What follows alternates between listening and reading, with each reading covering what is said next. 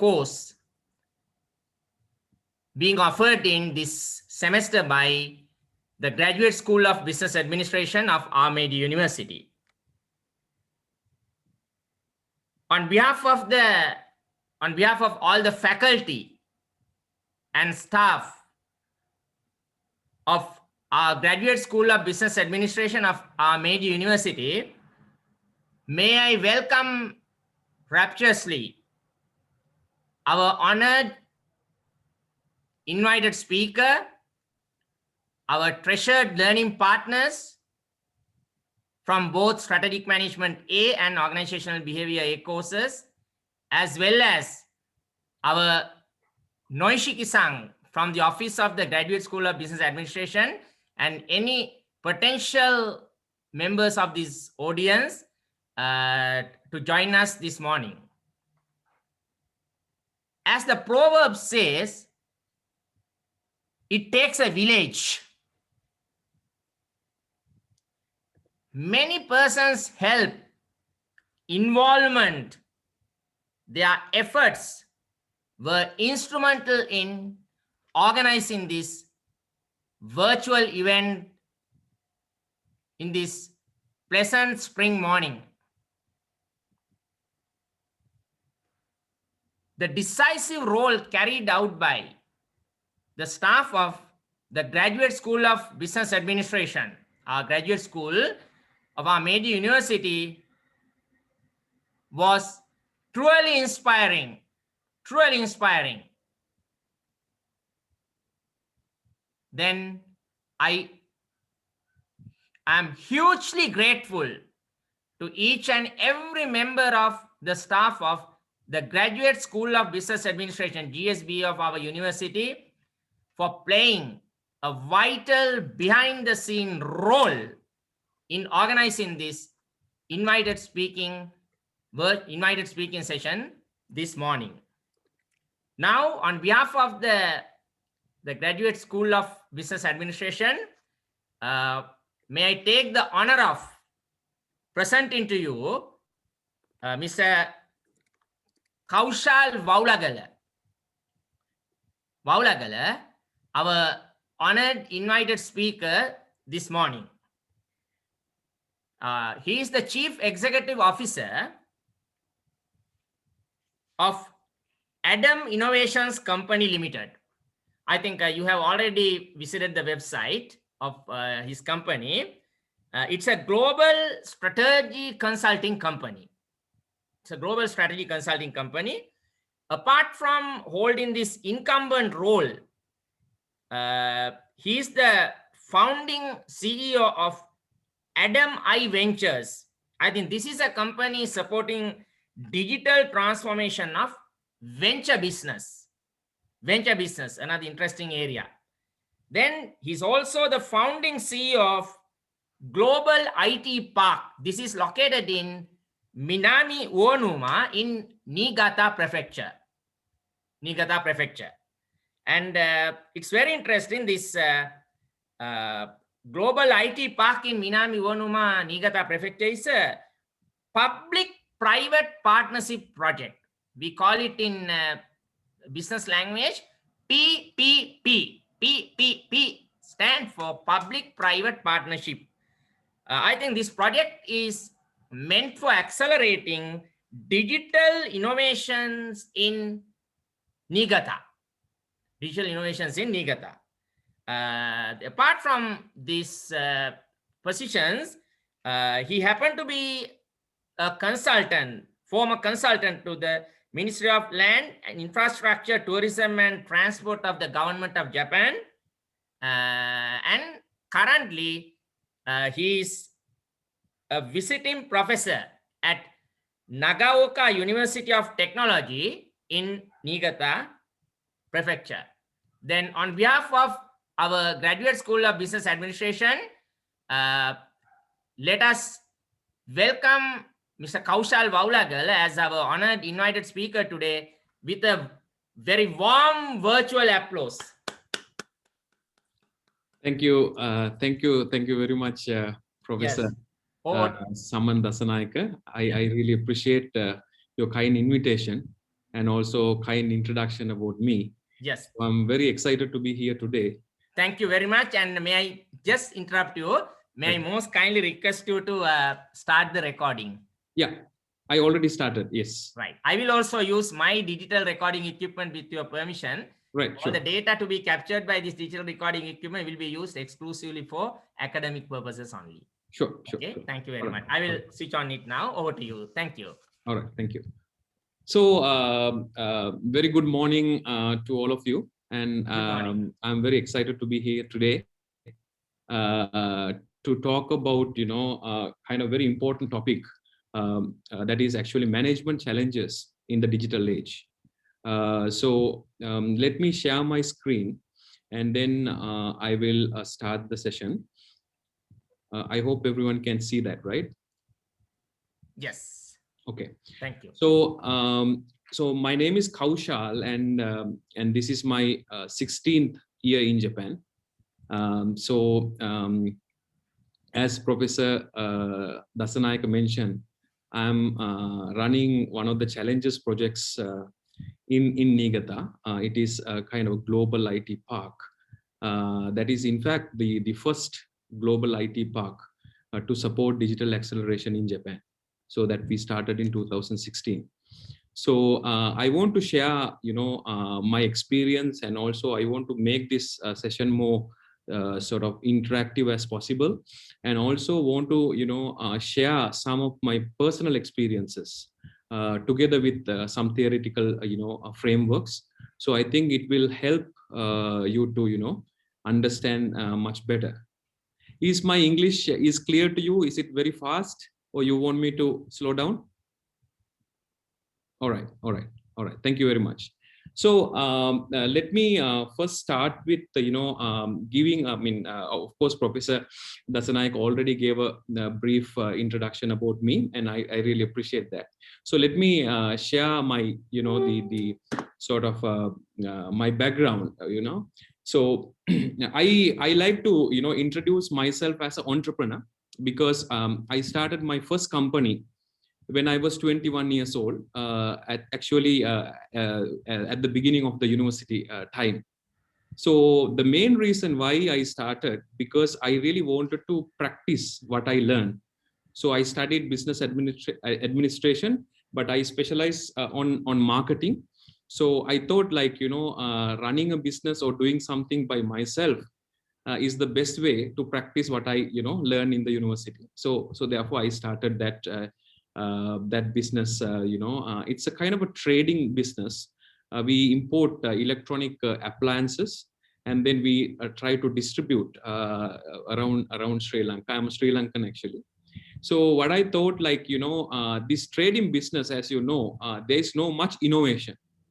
So then actually I thought, like, how I should innovate. Usually, that time in around 1999. People usually go to shops, and then they try to see, like, different kinds of electronic appliances like TVs, refrigerators, washing machines and things like that. And it was actually that time a kind of a luxury for people, and they could not afford. And also they do not have much idea about how to operate it, how to how it is helpful. So I thought, like, at that time I should think about different business model. And then I actually talked with a couple of banks, and then I actually went to some of the customers place, like, for example, we conducted what we call a group sale. Group sale is like we go to a particular institution, for example, university, or government institution, or bank, and then with their permission we put a very nice display, and then we show them how these the electronic appliances work. And then also we help them to buy those products at a the not at once, on sort of installment kind of basis. So bank actually offered the loan, and then so they just need to pay a small amount on monthly basis. In fact, that business became very successful. And within I started by myself, and one of my friends joined later after 1 year. And within a few years' time, the company grew significantly. And then I was able to be the youngest entrepreneur in Sri Lanka. So with that simple innovation. So but I thought even at that time, I do not want to be a simple businessman. We call businessman, in fact.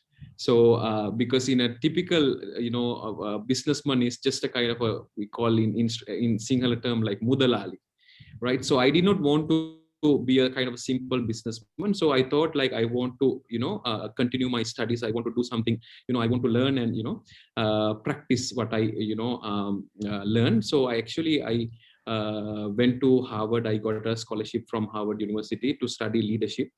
And then from there, I also had an opportunity to work in a consulting company called Tom Peters Company. Tom Peters was very famous, management guru. He wrote a book called In Search of Excellence. I think you don't know, but I think Professor Dasanayaka's time, it was very popular in 1980s, 1990s. That book became very popular. So I actually, work under him and learn management consulting. And then in 2005, in fact, I came to Japan. The key reason why I came to Japan, because even I lived in US. I like Asiatic culture, Asiatic flavor. So I thought like Japan was the leading country in Asia. That time Japan was the second largest economy. Now it became third, of course. But at that time I was very much admired about Japanese companies, especially like companies like Sony, Toyota, those kind of companies. And my main focus at that time was to learn about I work as a kind of a research and consultant about mobile internet. Okay, so how the mobile internet change the way we work. Okay, so now today it became very common. Now you don't need to go to office. You can work anywhere, at home or wherever the place you want. But at that time, it was a kind of a nightmare. And my research area was mainly focused on that, how the mobile and wireless technology can change organization, culture, leadership. So we call a term for that is enterprise mobility. And so at that time, Japan was actually in a very high level.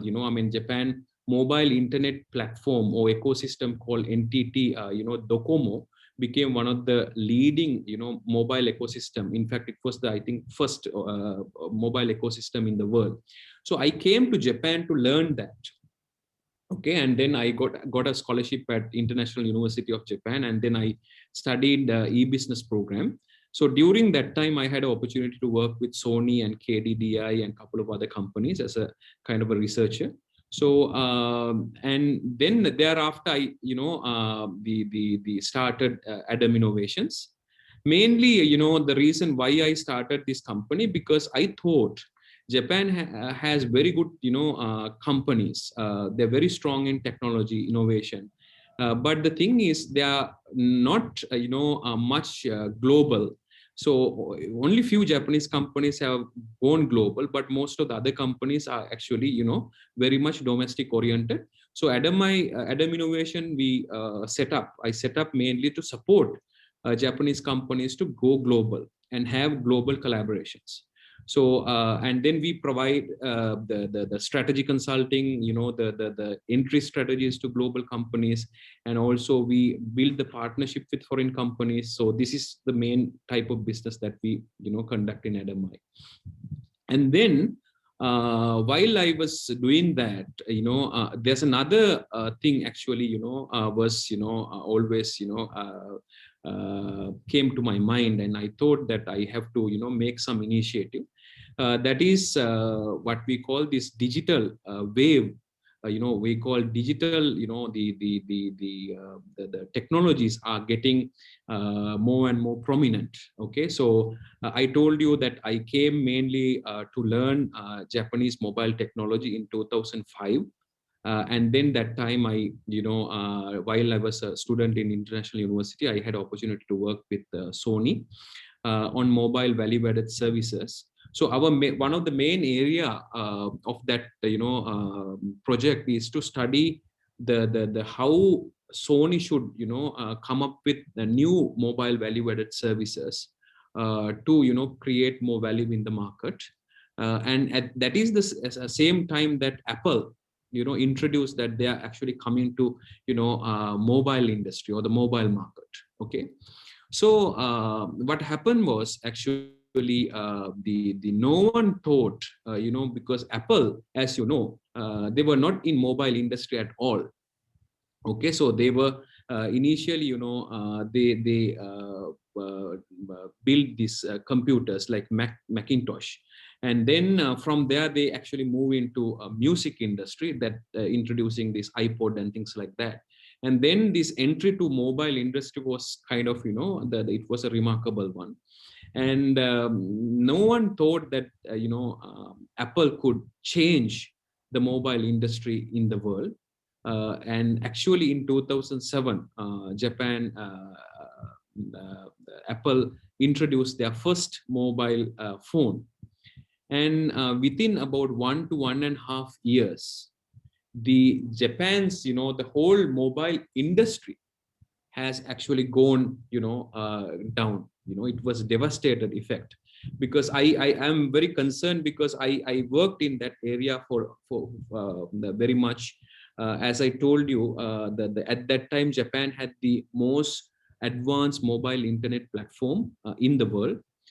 Plus Japan also had the highest number of mobile device manufacturers at that time. But they were not global. I mean, if you look at the global, mobile industry at that time, Nokia was the leading company.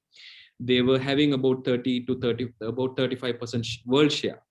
But Japanese companies were too much domestic oriented. But Japanese, there are a lot of Japanese companies, about 14 to 15 companies were manufacturing mobile devices at that time. That was the largest the amount of device manufacturers exist in any country in the world at that time. Okay, with that strong presence in that industry, with a single company, with a single phone, it totally got devastated. Was that became a big shock to me. And this is where I started learning about digital, and why the digital tech, the transformation or the digital wave is so important or so critical. So, and then actually I thought that the Japan as a whole, Japan is known for technology. Japan has very good the technology driven companies. But the one problem that they have is almost all the companies are too much hardware driven, and they focus on mono. So the mindset that Japanese companies have is called monosukuri.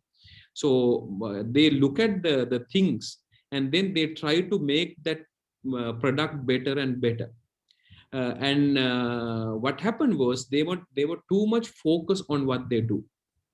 Okay, so but what happened was the world is actually changing. And so since you focus on one particular thing, many Japanese companies fail to realize or fail to recognize the global trends. Okay, so that was the one main reason why the Apple could capture the Japanese mobile industry, and it it was a big hit the in 2007 to 2008. Okay, so then I thought that I should start I should make some initiative to invite some good software companies to Japan, because Japan need the software, the capabilities, because hardware itself cannot do much. So Global IT Park, as Professor Dasanayake mentioned, is a public-private partnership initiative that we started with four members, like Minami Onuma city government, and also Niigata prefectural government, and also international university, and then our company. So the Global IT Park, the focus is mainly like we invite foreign IT companies. They come with the cutting edge technology. Also, they bring their global know-how, and then they work with Japanese companies, hand in hand, and then they try to develop new technologies. Okay, so this focus on two things. One is the convergence of different technologies, and the second thing is building the collaboration. Okay, so the Global IT Park, the scope is mainly focused on that. So because I gave this introduction, because the topic that I'm going to talk today is very relevant with my personal experience and my background. So that is why I just explained that. Okay, all right, so let me now the start the topic. Before that, I want to simply introduce about industrial revolutions. Now today we are in the fourth industrial revolution, right? So have you heard about that fourth industrial revolution? Anyone knows what is fourth industrial revolution? Anyone has any idea about what is fourth industrial revolution? Yes, please.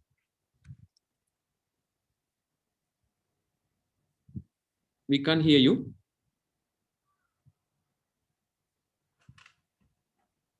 Yeah, now we. Sorry, could you hear me now? Yes, yes. Oh, is it the AI revolution?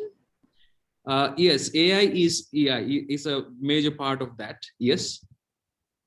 Oh, then is it the IT revolution? IT revolution. Yeah. Okay. Okay. Right. Okay. Okay. Yeah, you're very close. Okay. So so before talking about the fourth industrial revolution, let me briefly explain what were the third the three industrial revolution that we passed in the history. So, and that gives you a better understanding about fourth industrial revolution. Let me quickly explain that. Okay, so the first industrial revolution, in fact, we started in 1784 in Britain. And so here the Britain started this the steam engine based the technology, focused mostly on the steam engine based the technologies, plus the mechanical engineering. Okay, so this time many new technologies, many for example the railway, and many other the big large engines, like factories and all, like started building it, and that was the focus in Britain in 1784. This is what we call the first industrial revolution. Okay, and then from first industrial revolution we move to the second industrial revolution, that actually originated in the US, focus more on the electric power. Okay, electric power and the mass production. So the major person who contributed to this one is Henry Ford, the person who built this cars. And from there, from the second industrial revolution, then we moved to the third industrial revolution, that is started in around 1970s.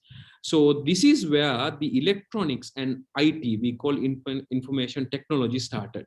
Okay, so this is the time where the Japan started this bubble economy. Okay, so a lot of Japanese companies actually went global, and then the Japan became one of the most one of the fastest growing countries in the world, and with the power of electronics and the electronic technology. So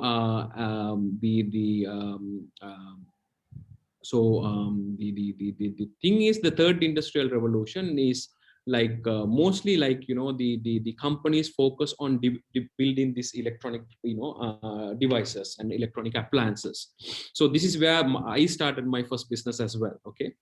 Now, but what happens is this time, the third industrial revolution time. So a lot of Japanese management techniques, for example, Kaizen, 5As, those kind of technologies became very, very effective because it was totally focused on the efficiency point of view. Okay, so the companies take one product, for example, this product. Okay, so you try to make it better and better and better. So so this is where the Japan became so popular, and then focus more on the quality driven appliances. But what happens is today we are actually not in the third industrial revolution.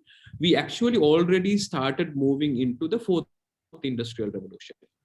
Now, fourth industrial revolution, we call it permeates through three things. Okay, first one is the digital technologies. Okay, and also physical technologies and biological technologies, and those physical and biological technologies are converging together with digital technologies. Okay, so the key piece here that you need to understand is the digital technologies changing many things. Okay, I will explain later about what is digital technologies for your better understanding.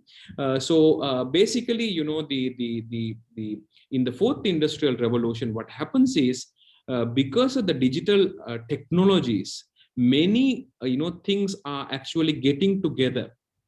Okay, and then it creates new value. Okay, because of that, many industries are changing. Okay, many industries are changing. Now if I give you some examples, like the today, if you look at say medical technology. Okay, so healthcare we call. So earlier we go to hospital when we get some sick, when we get some symptom. You go to the hospital, and then you consult the doctor, and then you say that I have these kind of problems.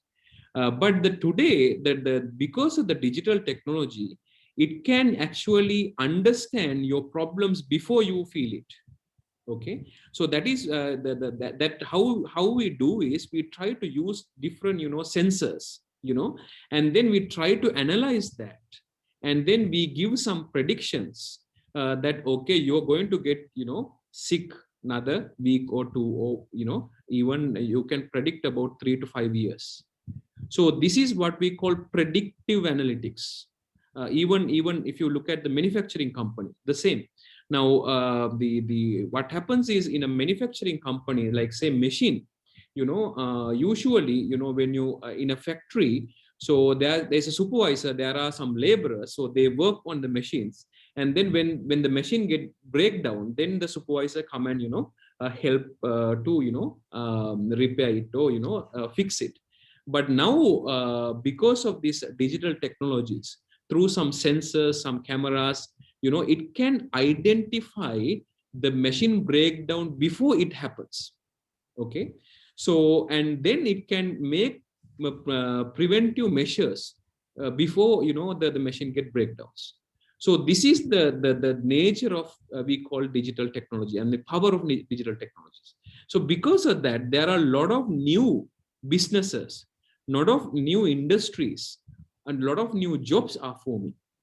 So because of that, the what we call that, the every industry is disrupting. Okay, every job is actually changing.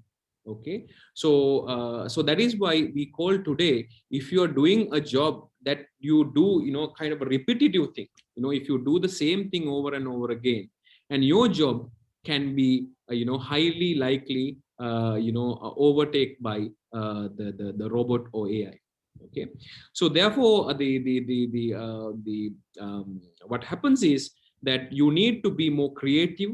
You need to use your intellectual capability to create value in the marketplace, in the organization. Okay, whatever you do. So this is the important point that you need to understand, since we already started living in the fourth industrial revolution. Okay, right. So this is the brief introduction about how these industrial revolution happened in the past, and how the current industrial revolution, what we call fourth industrial revolution, actually affect us and then change the way we do things. Okay, all right. So now let me talk a little bit about the digital technologies. So anyone knows what is digital technology? Any idea? What do you mean by digital technology? Now everyone talks about digital technologies, but what exactly you mean by digital technology? Any idea? I have a suggestion. Is it? I think like when people say digital technology, I think it's a lot of technology like advancements done through the computer or through the web, like cloud services. Right, right. Yes, very good. Anyone else?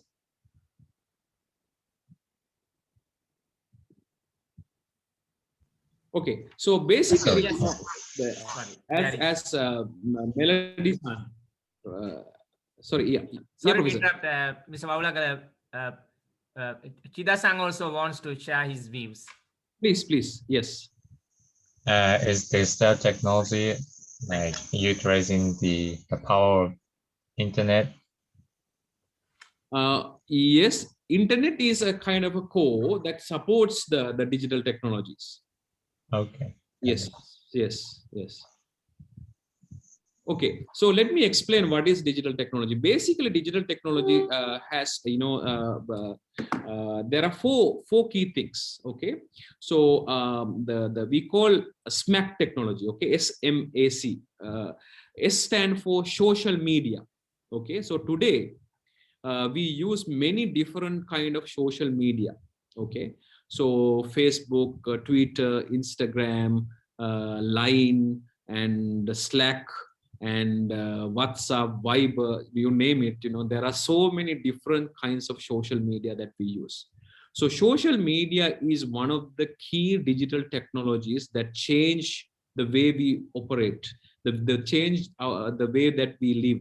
Okay, so, and the second one is the mobile is not just about mobile devices, but also the whole ecosystem that mobile, the technology is actually focusing on.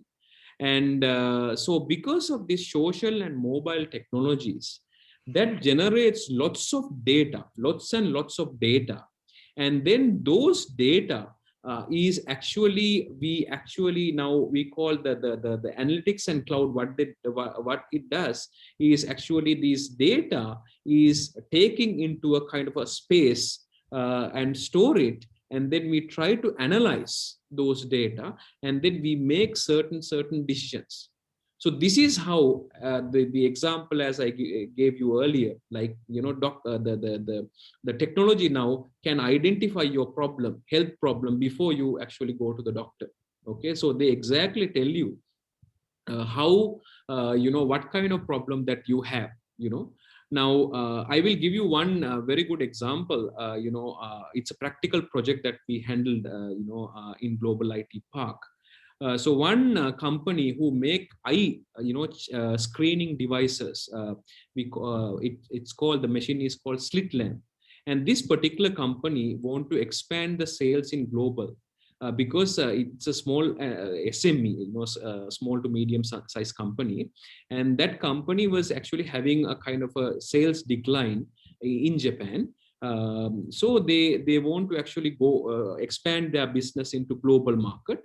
So we actually did a feasibility study to see whether we can, how we can, promote this one, which countries we should go, and then, what kind of things we need to do. And then through that feasibility study, we realized that especially developing countries, the biggest problem that they have is they don't have enough doctors. Okay, enough eye specialist doctors to use this device. Okay, so because of that, what happens is Many countries like Indonesia, the India, many other countries. So people get blind just because they can't, meet the doctor to show their eye problem. And then we actually came up with the idea to develop a AI based screening system. Okay, so simply what you do is you take your camera and then take a photo of your eye, and then it's sent to the cloud, and then based on the parameters given by the doctors, it analyze what kind of problem that you have, whether you have a, the problem of, diabetic retinopathy, or you have a cataract, or what kind of problem you have. And then it gives a prediction saying that, okay, you have, you're highly likely to get, diabetic retinopathy, and this is the severity, so please, go and meet a doctor. So this basically help many developing countries to solve this problem. Because what we believe is, some people say that because AI can, the replace jobs, but it is actually not. What we do is we help the doctors, and we think that doctors' job is not just checking what kind of problem you have, but when the problem, they identify using the artificial intelligence, or we call AI, the doctor's job is to give the treatment to the patients. So because of this device, that now many, the people in the developing countries can actually, cure their, eye diseases before they get blind. Okay, so this is one classic example how we use data, and then how we analyze that, and how we help to solve problems, in different parts of the world. So the important point that you need to understand is digital technologies itself, like for example, like social media or mobile technology or analytics or cloud itself, like, individually they can't do much. But what happens is, the best, the effect happens is, you try to, understand the customer problem, and then you come up with, how to, synergize, or how to use these different digital technologies to come up with some solution to solve the problem.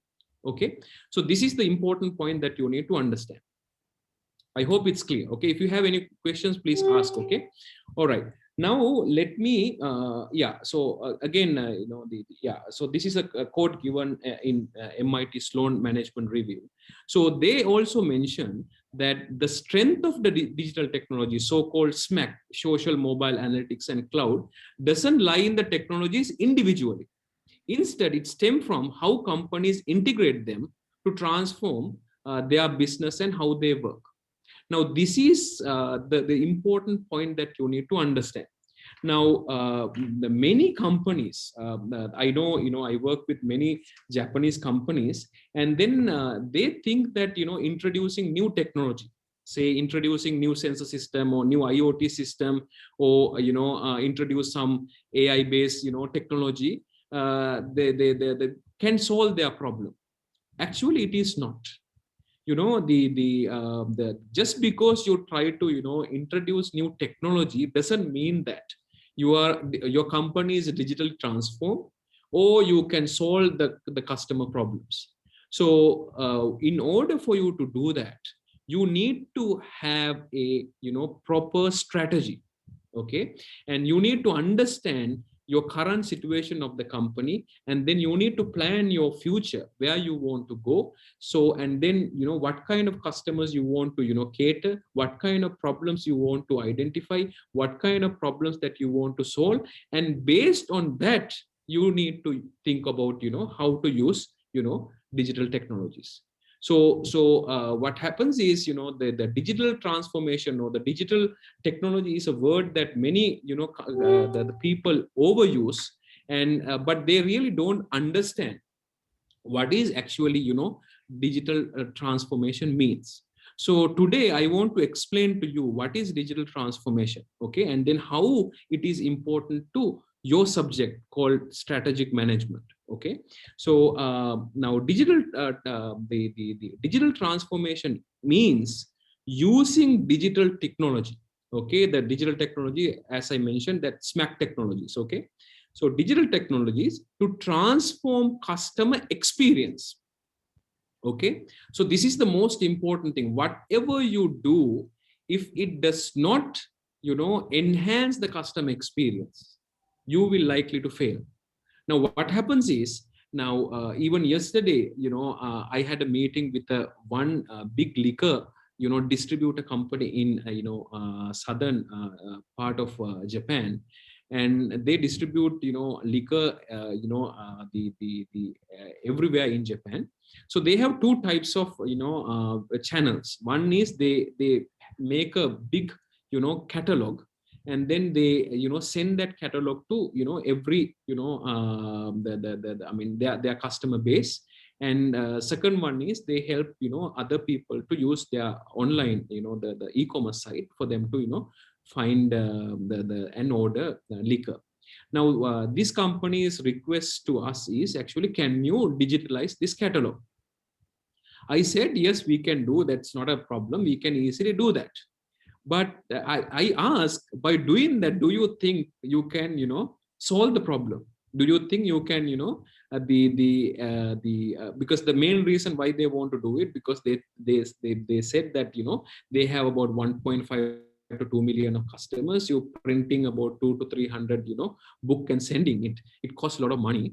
And so they think that by digitalizing it, they can cut down the cost. I said, yeah, you can do that, but the problem is you need to first understand your customer. By doing that, you think that you can your customer will be happy. You can do you think that your customer experience can be enhanced?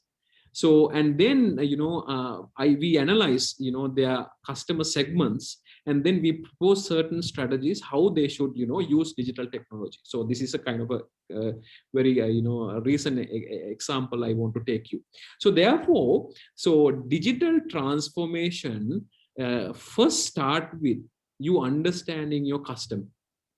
Okay, you need to first understand your customer and think of ways to improve their experience, enhance their experience. That is number one. And then second point is, you also need to think of using these digital technologies, how you can optimize your operation process. Okay, that is number two. And most important thing is the customer experience enhancing and operational process, both are very important. But if you do not have a proper business model, okay, so you likely to be not successful by introducing new technology. So these 3 points are very important. So that is why today we talk about business models. Business model is very important in the digital age, because the traditional way of doing business does not work in the digital age. So digital, in order for you to be successful in the digital age, you need to have a new business models. So these are the 3 things that you need to understand when it comes to digital transformation. Okay, so the first one is the enhancing customer experience. Second one is actually optimizing your operational processes. Third one is actually coming up with business model, generating new business models. So if you look at these 3, you really understand that digital transformation is not just about technology, right? So therefore normal IT person or a normal IT company cannot solve this problem. Okay, so it actually should solve by yourself, because you know about your business than anyone else. Okay, and about your the business, and then you understand where you want to go and how you want to get there, right? So this is what we call the strategy. Okay, so without strategy, having any digital technologies does not work. Okay, so that is why actually the subject called strategic management is very, very important for today's business context, especially in the digital age. Okay, so therefore, if we again revise the digital transformation code, it says that digital transformation is using digital technology to transform customer experience, operational process, and business model. And so therefore it is actually solely about the strategy and the leadership. You think about the long-term view of the company. You think where you want to head into, where you want to go in the next 5 years, 10 years time. Okay. And then also the leadership, because you can't do that by yourself. You need to drive your team. You need to mobilize your team. So leadership is actually the way of mobilizing it. Okay. So therefore strategy and the leadership and new ways of thinking are the key of, successful digital transformation. Okay. So and also the successful transformation is mainly it depends on how the firms manage digital transformation, then slowly solely implementing it. Okay. So this is why we see that many companies, especially I mean, not only Japan, many countries in the world, they fail in digital transformation because they really do not understand what is digital transformation. They think that simply introducing digital technology can transform the organization. No, so it is not. So you need to set your strategy right. You need to have a proper leadership to guide them. You need to create a kind of a culture that nurture the new ways of thinking, innovative ways of thinking. So these are very important for a success of digital, the companies in the digital age. Okay, right. So and let me give you some the classic example about Japan. This is something that I don't know whether you heard about the Japanese the entrepreneur called Akio Morita. Okay, Akio Morita is the co-founder of Sony, and in fact he and his other partner called Ibuka started Sony with other 3 members. It's a 5-member company, and then the Akio Morita was a very visionary leader. Okay, so he actually he came up with a kind of a vision saying that I want to make Japan known for quality, not just Sony. Okay, so that means that his vision is actually much bigger than the company itself, because I think I will play this video, the Jeff during the interview of Jeff Bezos, that he mentioned about Morita-san and how he learned through Morita-san to come up with the Amazon's mission. Okay, let's watch this video quickly.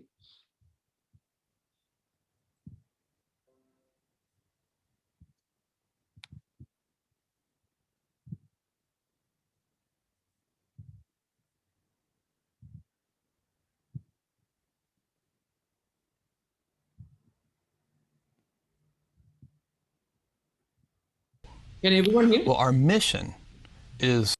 Everyone can hear, right? Yeah. Okay. Thank you. Okay, so please listen very carefully. Okay, so during this interview, the interviewer asked about what is the mission of Amazon, and this is how he respond to it. Okay? Your goal is to be the largest online, and you are, retailer in the world. Beyond that, what's the goal? Well, our mission is Earth's most customer-centric company. But I don't know what that means. Well, I'll give you an example. Right after World War II, Morita-san, the guy who founded Sony, set as the mission for Sony that they were going to make Japan known for quality. You have to remember, this was a time when Japan was known for cheap copycat products. And Morita-san said, he didn't say we're going to make Sony known for quality. He said we're going to make Japan known for quality. He chose a mission for Sony that was bigger than Sony. And when we talk about Earth's most customer-centric company, we have a similar idea in mind. We want other companies to look at Amazon and see us as a standard bearer for obsessive focus on the customer, as opposed to obsessive focus on the competitor. So, okay, so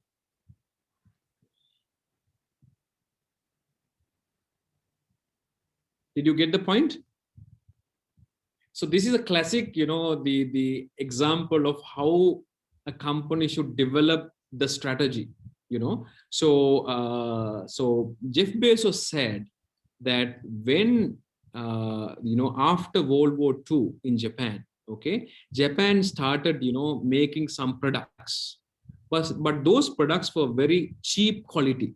Okay, those were very copycat products. They actually copy technology from, US, Europe, and all. So the products were not that in a good quality. Okay, and then Sony CEO Akio Morita thought that he should make, this the Japanese product known for quality. Okay, not just Sony. So that means that his vision is much bigger than the Sony. He want to make the entire country known for quality. So actually, thanks to him, today, if you talk about Japan, everyone knows Japan is known for quality. Okay, so this is what, the visionary leadership is all about. Okay, so Jeff Bezos also said he followed the same the thought that when he set up the Amazon, he wants Amazon to be Earth's most customer-centric organization. Okay, not just selling products online. So this is the most important thing that you need to understand. If you want to run a company, if you want to start a business, you should think about long term. Okay, you should think about 10, 15, 20 years down the line, not just making money in first year, second year, third year, like that. Okay, so at that time, in fact, Japan, during this bubble economy time, Japanese technologies, Japanese companies were doing extremely well. But if you look at today, why many Japanese companies are failing, why many big Japanese companies are not doing well? Because they do not have a strategic thinking. They do not have a kind of a visionary leadership. They always want to, because they know the CEOs stay in the company for another 3 years or 5 years. Okay, so within that time, they just want to make incremental change and make some small profit for the company. They do not invest on the R&D. They do not invest on the proper human resources. They do not have a long-term plan of the company. So this is the one main reason why I see that many Japanese companies are today do not have any innovations. You see, now so this is the very, very biggest problem in Japan.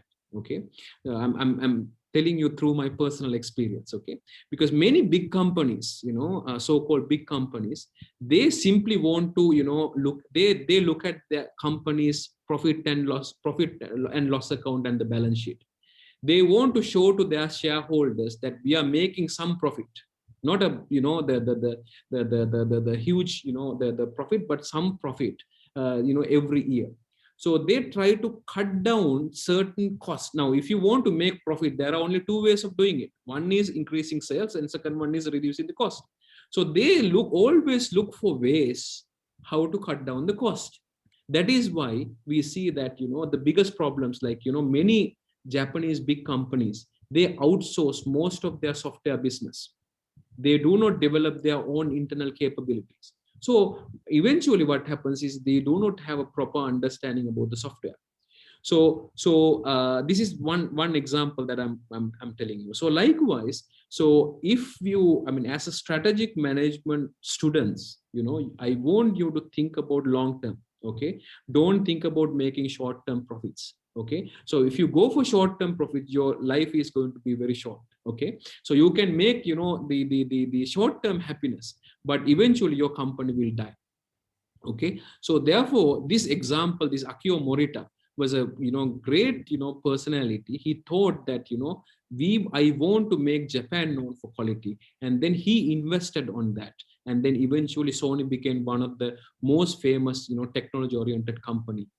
But if you look at today, Sony's strategy has totally changed. That is why Sony actually became quite the in terms of the performance wise, today Sony's level is very kind of low. So this is the important message that you need to understand. Okay, now let me with that, let me talk about another important point about innovation. Now you all know about innovation, right? So what do you okay, let me ask you, what do you mean by innovation?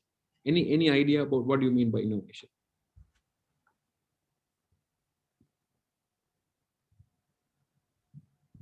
Any idea? Yes.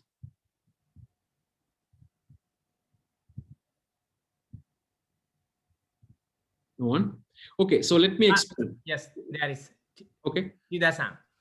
So innovation means like coming up with new ideas that affect and the change the industry.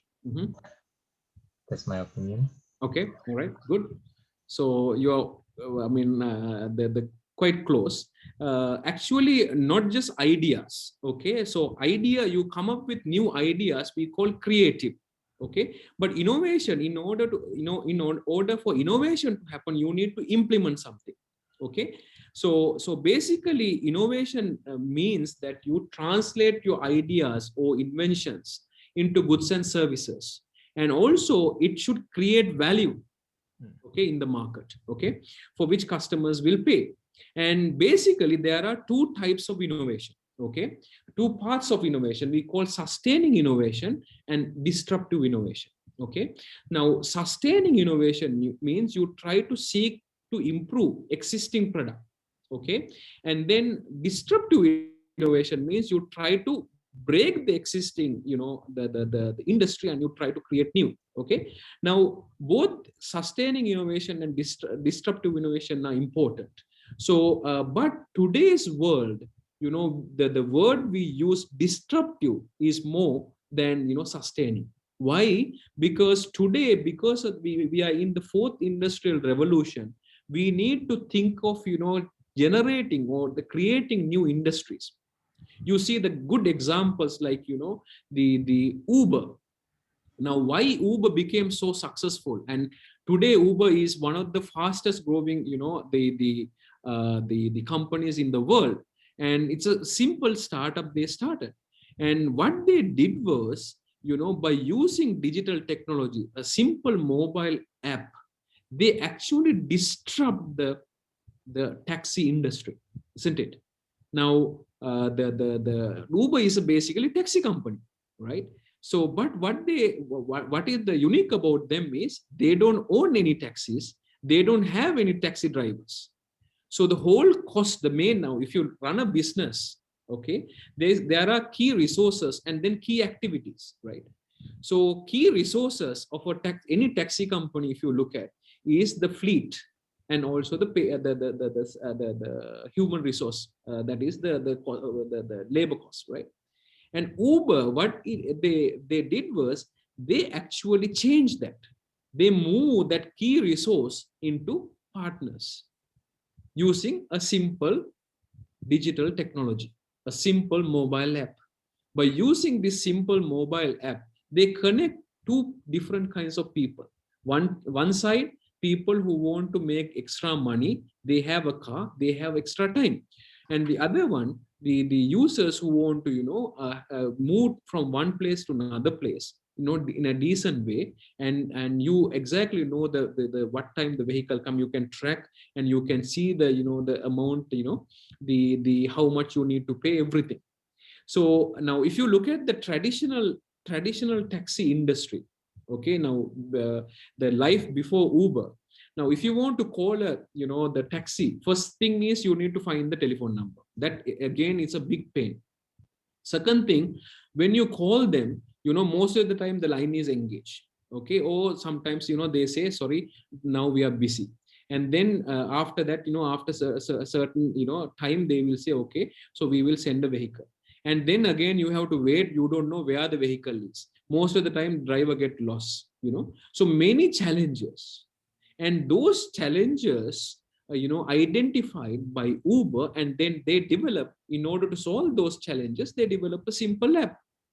So by doing this one, they introduce this disruptive innovation, and then that actually, you know, break the existing market and create new market. Okay, so that is why today's digital world, or we call digital age, disruptive innovation is very important. And what happens is sustaining innovations is important, but the thing is now the sustaining innovation, you know, does not create new industries. It make your current product better. Okay, current product better and better. But the thing is, the current product, if the product is in the kind of a mature stage, there is no further growth in the in that industry, isn't it? So that therefore you need to, you know, today's world, that sustaining innovation, the disruptive innovation is more important than the sustaining innovation. Now this is the line, you know, you see the performance and the time. So this is what we call sustaining. Okay, so it is you know, kind of we call continuous evolutionary incremental, whereas disruptive innovation is actually you know, it's radical, it's game changing, and it's actually revolutionary. And another important point here that you need to understand when you look at this curve, now disruptive innovation start actually below the line of the standard level. Okay, now so therefore most of the time at this stage, these companies do not realize there's a threat coming. Okay, now you see that, you know, when the digital cameras introduced, okay, conventional cameras never thought that it will be a big threat to them, because the digital cameras at that time actually were quite, you know, low in quality. So they start here, but slowly they try to, you know, improve the quality, and then they eventually, you know, break the existing the level. Okay, so this time is too late for these companies to change.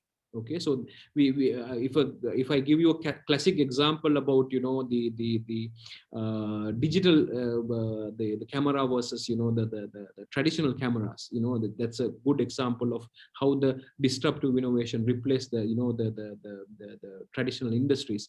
Like companies like Kodak, you know, Kodak is a kind of Eastman Kodak is one of the top, you know, the camera manufacturing and camera reel manufacturing company in Boston in the US.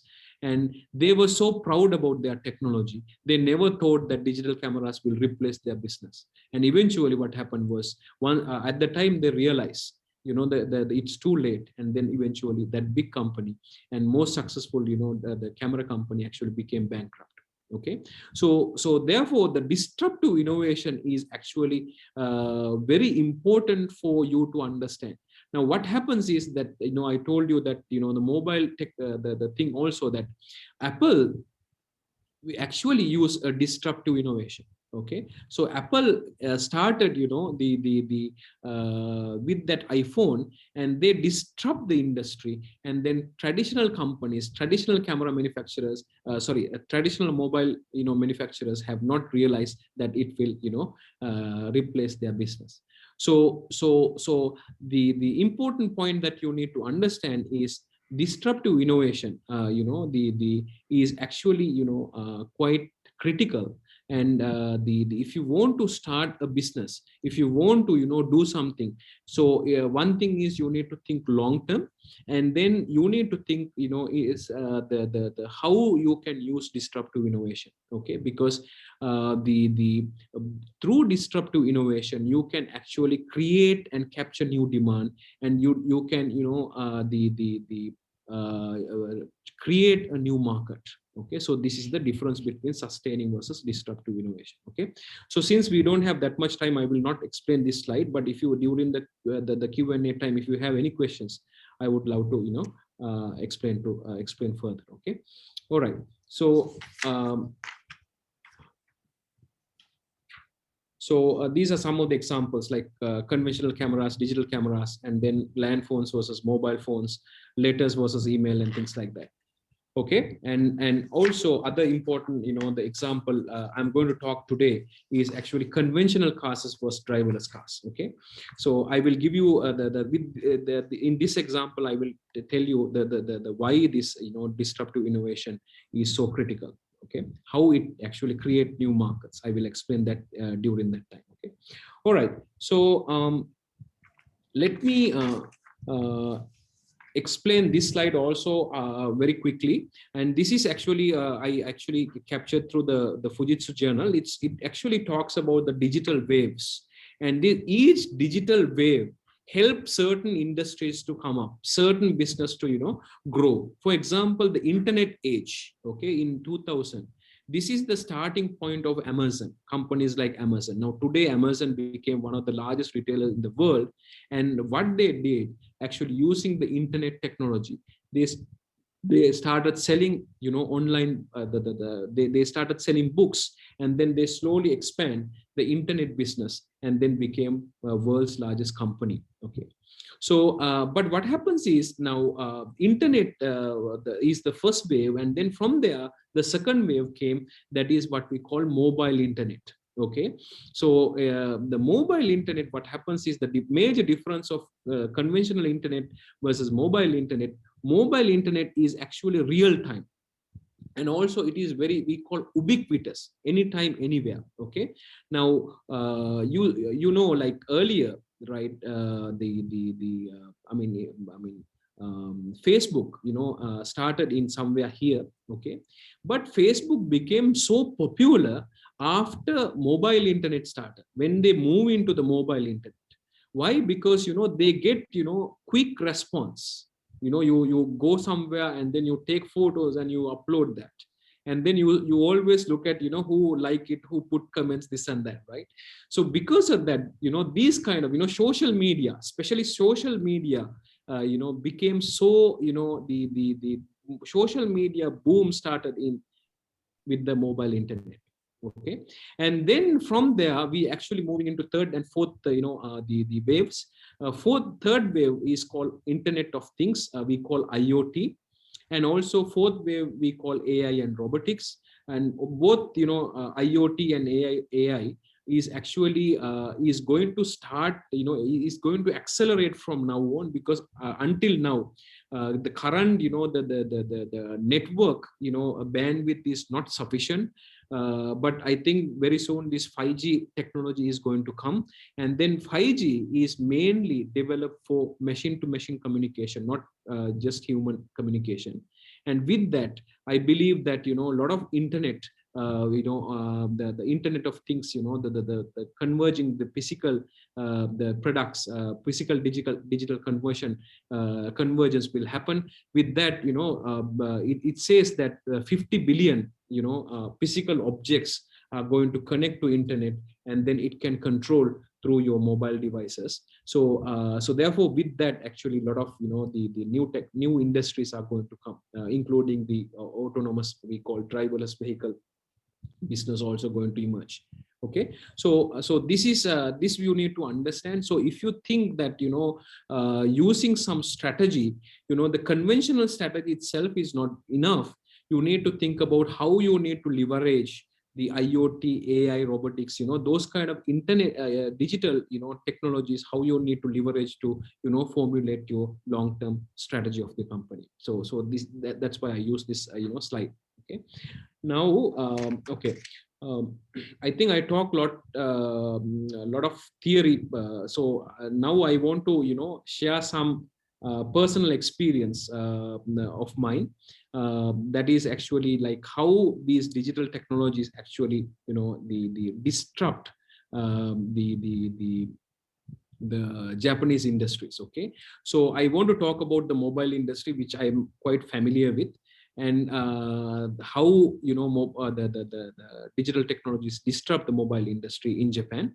And then also I'm going to talk about the largest Japanese industry at the moment, called automotive industry, and how it's likely to disrupt in another few years time. Okay, so these two case studies I want to explain to you. Okay, so let's first look at the mobile industry. Now, this is a kind of a photo that I have taken in 2006 in a kind of a magazine. Okay, so you see here, this is a KDDI, advertisement. Okay, you see here there are 4 cute girls holding these, 4 cute, phones, and then they're showing it up. Okay, so this is how the mobile industry was in Japan in 2006 or before. Okay, so here you see many companies. Okay, I told you about 14 to 15 companies. If I name it, like, you know, Toshiba, Sharp, Kyocera, Sanyo, NEC, Hitachi, all these companies were in this industry. They manufactured mobile phones, mobile devices. And what happened was, actually, since they have this monosukuri mindset, okay, monomite kangaitaru, so I mean, they look at the things and they try to, you know, make it better and better. They use basically sustaining innovation. Okay, so sustaining innovation, you look at something and then you make it, you try to put your efforts to, you use your innovation capabilities to make it better and better. So so this is how the Japanese mobile industry looked like in 2006, and many different devices, many you know, the different kind of, you know, designs, different colors, different shapes and things like that.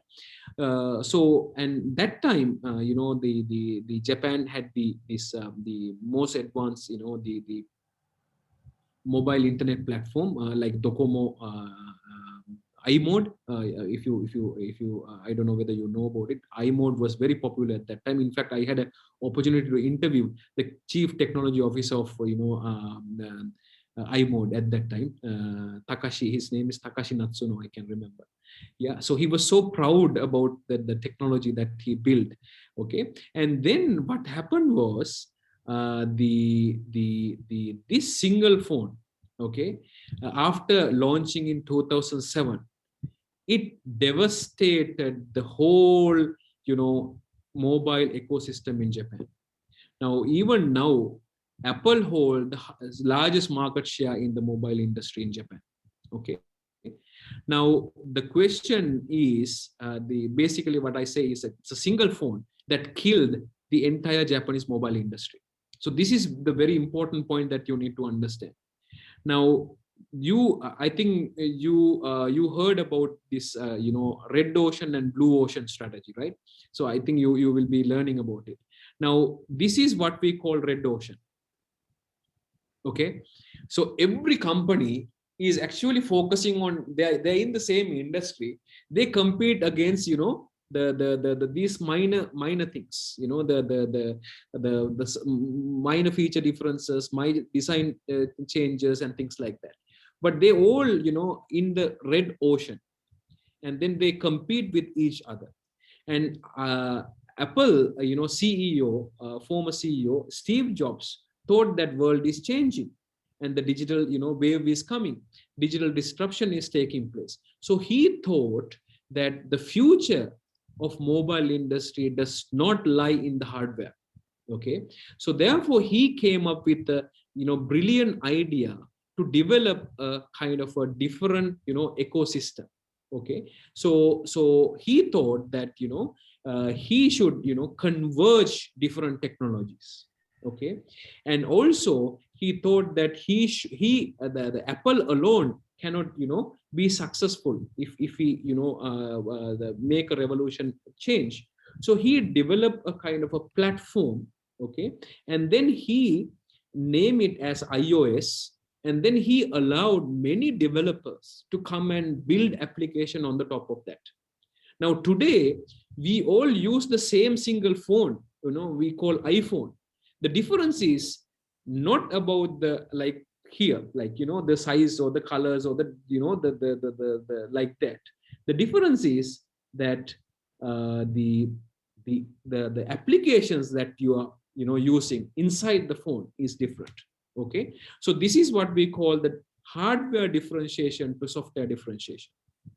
Okay, now the Japanese companies, they've all focus on the hardware differentiation, and they were all in the red ocean for competing against the hardware. But Steve Jobs thought the focus should be not hardware, it should be software. So he built one single phone. He put all the different technologies together, and then he created the ecosystem, and then he developed that platform, and then allow the many application developers to build application on the top of it. So every application, when they make money, a part of that money actually goes to the Apple as well. So see the way, see the strategic thinking. Okay, see how you look at the global trends, and then you try to you use this basically like the digital technologies to enhance your customer experience, to come up with the better way to optimize the operations, and also you try to come up with new business models. Okay, so this is a classic example of how the digital transformation happened in the mobile industry, how the Apple actually changed that mobile industry with disruptive innovation. Okay, so this okay, any questions? Do you have any questions so far? If not, I will go to the next slide. And so this is the very important point that you need to understand. Okay, very, very important point. The hardware differentiation versus software differentiation. Now digital transformation is actually what it happens is actually it change hardware differentiation to software differentiation. Okay, it is happening in every single industry. Okay, now this is the mobile industry, and then I'm going to actually talk about the next industry, that is actually automotive industry. Okay, now how the automotive industry is changing this hardware to software differentiation. Okay, now you all know about this vehicle. Okay, it's actually one of the most famous cars made by Toyota, ever produced by Toyota. It's called Toyota Prius. And if you look at this car, okay, now this car, if you look at the cost of this car, manufacturing cost of this car, this car, it has two, if you look at if you divide the main cost of production, hardware versus software. Now, how much do you think the hardware cost of this car and the software cost of this car? Any idea? Say the production cost of this car is say 1 million yen, and then out of that, how many percentage is actually the cost of hardware, and how many percentage is going to be the cost of software? Any idea? Anyone want to give a guess? No. Okay, so it is actually there is Meldy-san has a thought. Okay. Sorry. I assume that the software development takes a lot more money than the hardware development. In this car, how much you think? I think in general, without process innovation, about 60%. 6%. 60%. 60%. Okay. Maybe. Right. 60. You mean 60% is software? And yes. 40% is hardware. You mean? I assume. Right. Okay. Let's look at the actual figure. Okay.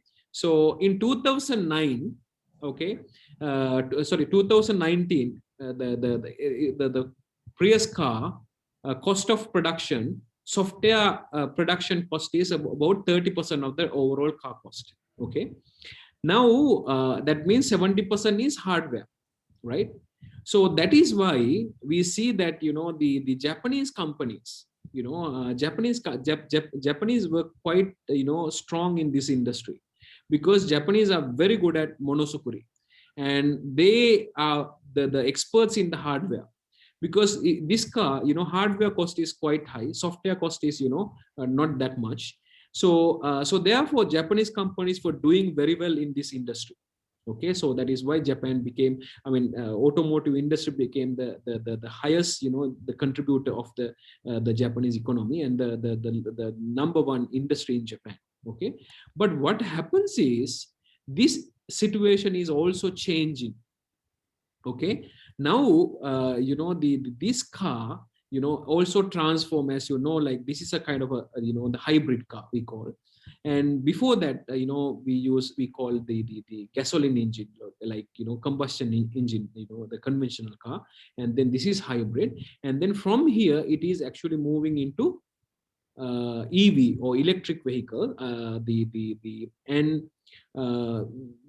is the kind of a simple sort of evolution how the car industry actually moved from, but what happens is all these, the past technologies, the combustion engine, the hybrid, EV, all, mainly focus on the hardware. Okay, but what happens is another 2-3 years, we are going to start the driverless cars. Okay, so when we move from conventional to driverless car, this is the disruption is taking place. Okay, and the cost of this car actually going to dramatically change. Okay, so the next year, if you look at a driverless car, okay, the cost of software is actually going to be more than double. It's 60% or more.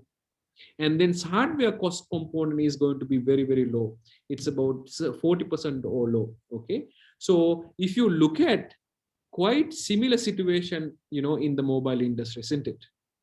Earlier, there's only, the same thing, right? Hardware cost is very high, software cost is very low. Okay, but Steve Jobs actually changed that from hardware to software. Okay, the same thing is actually taking place in automotive industry as well. So the question remains now, with this major transformation in the automotive industry, how big companies like Toyota, Nissan, Honda, Subaru, those companies can compete with tech giants like, Apple, Google, Tesla, Uber. So this is the big question remain in Japan at the moment. Okay, so if the same thing like, mobile industry, if it happens to the automotive industry, so the Japanese economy will be having a major impact. Okay, so that is why, the Japan need to think more on the digital, because the digital technology is something that, Japanese companies have not much focus on. What I feel, my personal experience, because they thought of, outsourcing software. Okay, they outsource the software to outsiders, because in order to reduce the cost of production, and they want to make short-term profits and show it to the shareholders that our company is making profits.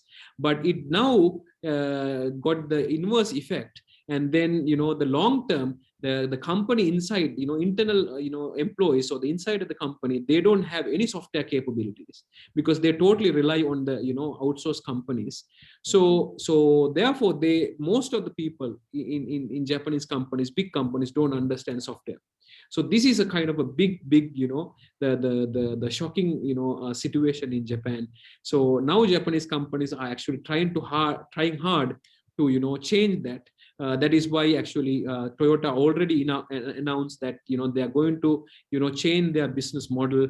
Then in the future they will actually going to go out of manufacturing cars, and they move into the mobility platform called e-pallet. So they actually now building a big the city called Wuhan city near Mount Fuji, and going to start big R&D facility there to test this mobility platform related we call the mobility as a service called MaaS kind of services they want to the implement in that area. But what I think is it is little bit late. Okay, so because already Google, Tesla, Uber, Apple already announced that they are actually going into this industry. Okay, the automotive industry, because the next innovation will happen in the mobile industry. Okay, because smartphones were the previous in the industry that had a huge transformation, but there's no much innovation will take place in the mobile industry, I think, in the future. So therefore car, we call automotive industry, on the other hand, will actually going to transform, and then many innovations will take place there. Now, why I am saying like that is, if you look at this slide, you will understand. Now, this is a kind of a image. You see the steering wheel is in the center of the car, and then these two people, just sit and relax. Now, when this happens, okay, when this happens, what happens is, your total, this whole industry is actually going to change. That is why I'm saying it's a disruptive, because it creates a new market. Okay, it creates a new market. Now, why I'm saying like that? Now, you see that, people usually buy cars mainly because they love to drive, right? They love to drive. That is why, all the Ferraris, Lamborghinis, all the sport cars are very popular, right? But what happens is, with autonomous driving, you don't need to drive. So then you don't need to, one thing is, you don't feel like you buying a car. Okay, instead you feel like, I don't want to buy and own a car, but instead you should used to move from one place to another place, like Uber taxi kind of thing. Okay, so it changed the entire industry. And also, since you don't need to drive, you don't have any risk of driving or anything to do in the car. So you need to do something, because otherwise you get bored. So your car will become an extension of your office or extension of your home. So whatever you do at home or office, you can do it inside the car. You can connect with your bank, you can talk to the bank, you can do your office work, you can talk to your colleagues, and everything you can do inside the car. So therefore, there are huge new value are going to create inside the car. So lot of new industries are going to create by using car. Okay, like what happened in the mobile industry. Okay, so this is one side. And the other side, if you look at this photo, this is a kind of a testing of a platoon driving. Okay, it's a Volvo platoon driving. Now, platoon driving means that all these trucks, okay, connect with each other. They communicate with each other. Okay, and it's called connected cars. And these vehicles exactly knows where they are going, and okay, they go to, like, say from they ride on a highway, so they know, like, so this truck is actually stopping in a location, and this guy is also going there. So then they can actually keep, since they are communicating with each other, they can maintain the optimum speed to reach to the destination, right? So because of that, you don't have the road accidents, and you use the energy in the most effective, cost effective way, and your parts, the service maintenance cost will go down. You don't have a risk of accidents, so your insurance premium will go down. So there are a lot of changes will take place in the automotive industry. Okay, so this is the kind of a bigger picture, how the automotive industry is going to change with digital transformation, in the digital age, in other words. Okay, so this now what happens is, the point that I want to mention is, the companies who focus on sustaining innovation, they don't understand this. Why? Because they just want to simply make their car better and better, but they don't see there's a big wave, big thing is changing the whole industry. Now, in the future, according to Toyota, they said that another 10 years, the car demand is going to reduce by 50%. Why? Because you don't need to drive, so you don't need to own it. You can simply, enjoy the ride, right? So then Toyota thinks, like, if the car demand is going down by 50%, why we want to continue manufacturing cars? So now the problem is, okay, Toyota can simply, change their business model and go into another business. But what happens to the part manufacturers? okay, because they only know to make that part. Okay, they don't know anything other than that, because their mindset is monosukuri. They want to make that part better and better and better. But now that part is going to be obsolete, right? So they will actually go out of the business. So this is another major problem that Japan is going to face in the future, because Japan has 3.5 to 3.7 million SMEs, and many companies are engaging in the part kind of manufacturing, like they do very tiny parts. So they don't have any other knowledge other than doing this one. Okay, so these are the kind of strategic challenges that the Japanese companies are going to face in the future. So therefore, since you're learning the strategic management, and since you're planning to join Japanese companies, I want you to think about those strategic challenges. Okay, all right. So Saman Sensei, how many minutes I have? You can have another 2 minutes. 2 minutes, right? Okay. Thank you. Okay, so with that, actually, I want to wrap up my lecture. I hope that you were able to understand how the strategic changes, the management changes affect on the digital age. And I gave you a couple of examples, and then I hope it was helpful for you. So with that note, I want to conclude my lecture. So I hope this gentleman. He's the CEO of Microsoft. His name is Satya Nadella. So he said that every business will become software business. Okay, every business. And so what they do is they build applications, and then they use advanced analytics, and then they provide SaaS services. Okay, so basically, this code, you will understand what I talk about digital transformation means. Okay, so you need to think about how to enhancing customer experience. You need to think about how to optimize your operational efficiencies, and most importantly, you need to think about coming up with new innovative business models. So with that, I'm going to conclude my lecture. So I hope my lecture were able to the help you to understand or to think something new. And I'm very much happy to answer your questions. So thank you very much. Thank you so much indeed, Mr. Vaulagal, for this absolutely thought-provoking, and I would say very much inspiring thoughts and insights that you shared authentically. Now, may I most respectfully invite our 3 treasured learning partners to have a very open, very cordial interaction with our honored invited speaker. Over to Hayato-san, Karan-san, and Melody-san. Please, it's your time. Please, go ahead. Yeah, please. Please feel free. You can ask any questions. You can share your views, because learning is a journey with no destination. Over to you. Go ahead. Mr. Kausha, thank you very much for your presentation. I found it very interesting, and I think I learned a lot of insights today about technology and how disruptive innovation is underlooked right now, but in the future, once it makes a breakthrough, it can be a game changer in the industry.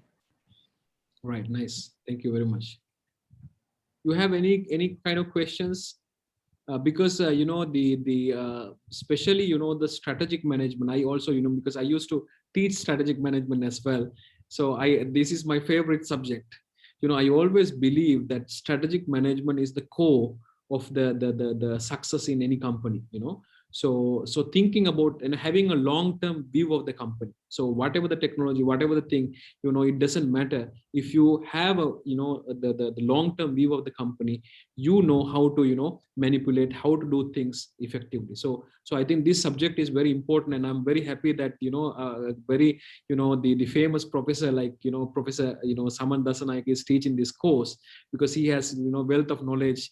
And I've been associating with Professor for a long time, and he's very well known in even Sri Lanka as well.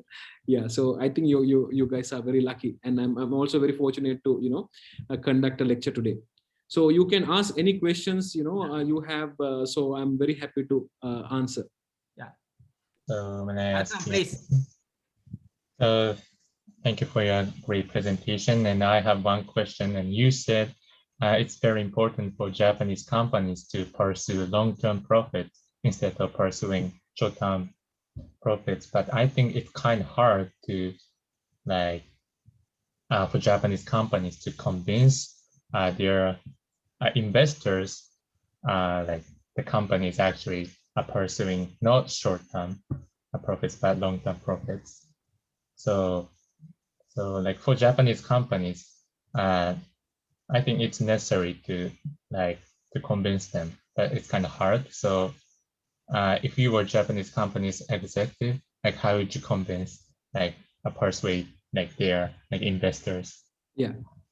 Yeah, so very good question. In fact, I also observed many companies. This is a kind of very big, the challenge that top management of any the listed companies having, because at the end, whatever you do, you need to make your shareholders happy. If your company is not making profit, if then your investors actually, the shareholders will go out.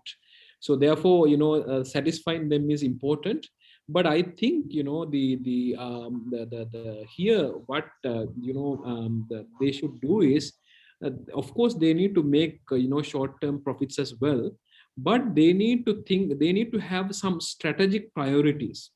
Okay, now what I see is one big problem that Japanese companies the do is they cut down some expenses without actually thinking deep.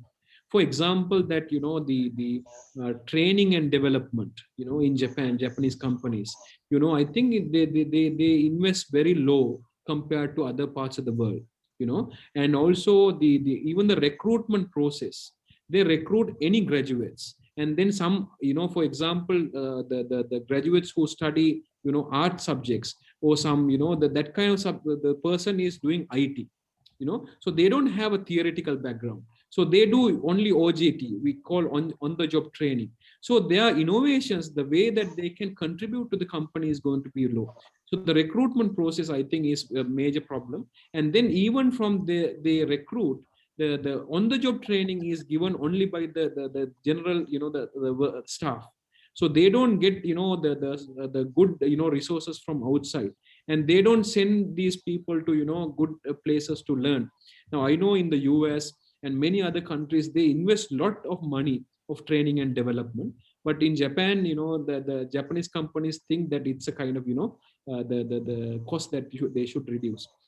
That is one thing. Second thing is the R&D, because R&D is a cost, but actually you can the R&D is important for any company, and then you can account that in a certain way that you can the show it to the shareholders. Okay, so because if you show that your shareholder value, say another 5 years, another 10 years, we are going to get this kind of breakthrough, so then they will understand. But what happens is, unfortunately, that the top management, they it's a kind of the risk taking, I mean, the taking a risk. So top managers are quite reluctant to take that risk, because they think that the if they do something wrong, so the whole blame will get to them, and then they simply want to the cut down some expenses and then try to show profits at the end in their profit and loss account. So this is the thing. I mean, that is what I told you, like leadership is important. Okay, so leadership drives the whole company, in internal and external. Internal, how you motivate your employees, how you create the culture of innovation, and then how you communicate that to the shareholders and the outsiders. So this is important. So what I think is a kind of a some leadership issue is there in most of the companies. Like we don't get leaders like Akio Morita, unfortunately. But those days, many entrepreneurs, Akio Morita, Honda, the Toyota, all these, the great entrepreneurs actually, contributed to Japan's growth. But today, They are in certain level and they simply want to maintain it. They don't think of, going into the next level. So unfortunately, that is the situation in most of the companies. Yeah. Okay, got it. Thank you. Right. Karan-san, Melody-san, over to you. Please feel free.